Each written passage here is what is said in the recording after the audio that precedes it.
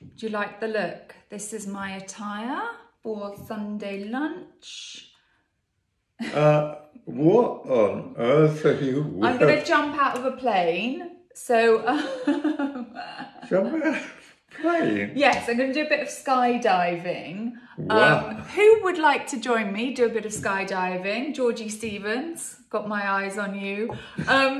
Basically, I really want to play my part in trying to raise some money for a Parkinson's centre.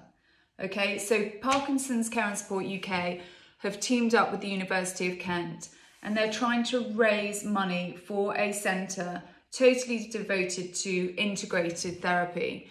So, Dad, as you know, there's currently no cure for Parkinson's, but there are different therapies and support that can help people manage the condition and live their lives as best as possible. But the therapies are in high demand and some are not routinely available. Therefore, the centre is going to provide freely accessible therapies so that multiple symptoms can all be managed under one roof. It's the first of its kind in the world. So basically it's a one-stop shop, and it's not just for people with Parkinson's, it's for people like you cared for Mum.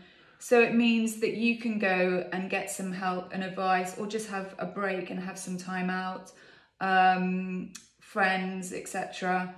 So it's hugely important. And do you think when you were caring for Mum, and even before that when she was capable, do you think a centre like that would have been useful for Mum and useful for you? What sort of therapies are you talking about? What a good question.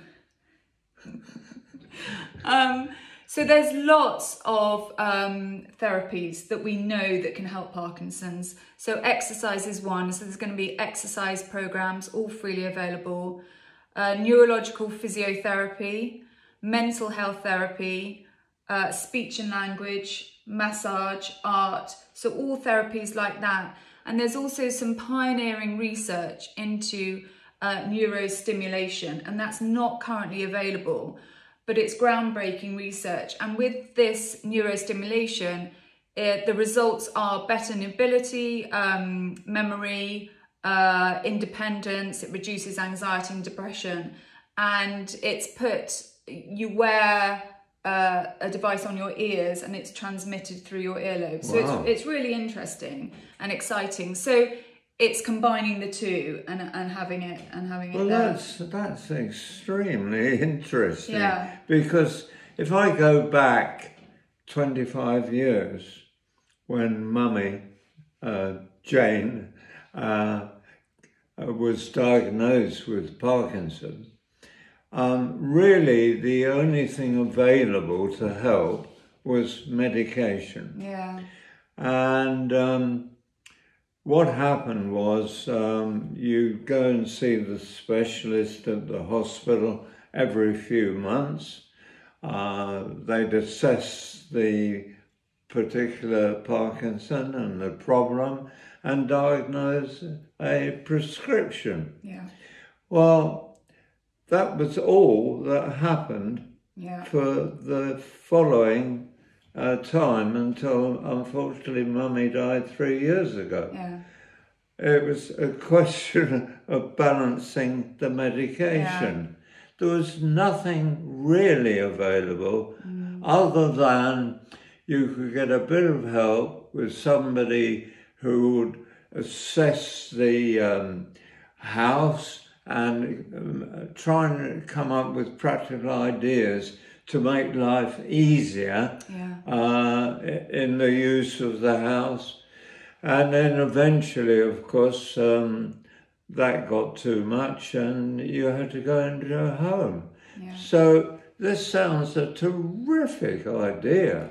Well, it's interesting, isn't it? And it's things like, the importance of diet and nutrition, and, I'm sure that plays a huge part, but Mum just wasn't aware of it. It wasn't available. And exercise, I mean, she was brilliant when she was able to walk. She went for long walks every day, didn't she? But, yes, yeah. But perhaps wasn't aware of the significance that was playing on her Parkinson's and the good it was doing. No, not at all. Yeah. And perhaps if this sort of thing had been available, the psychology side of it and the exercise side of it and the other things that you've mentioned, it would have given an impetus to her to do other things. Yeah. And I think also when she was alive, it was I remember there were some exercise classes available, but I mean, sort of when she was in her 50s, it was sort of walking into a room with elderly people with Parkinson's. And that's a bit depressing and a bit off-putting, isn't it? I mean, no offence to elderly people. But, you know, if you're younger, like myself, you sort of want to be with your own age group. So it's making sure that there are, you know, there will be exercise classes for all ages, and the mental health. I mean, anxiety and depression is a huge part of Parkinson's, and again, I don't think people were aware of that. You know, it was just considered the mobility side.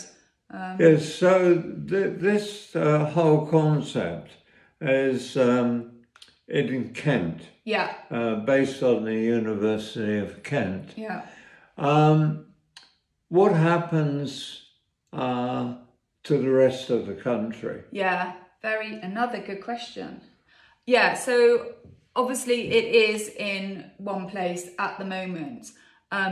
Things have to start in one place, don't they? But I think the great thing is it's going to be successful. I just know it is. And that means that, you know, we can roll it out throughout the UK. And then we can roll it out throughout the world. I mean, it really is hugely exciting. The difficulty at the moment is we do need to raise a lot of money. So we need to raise about £400,000. Wow. Yeah, which is why I'm jumping out of a plane. So what I'm trying to do is just get as many people on board.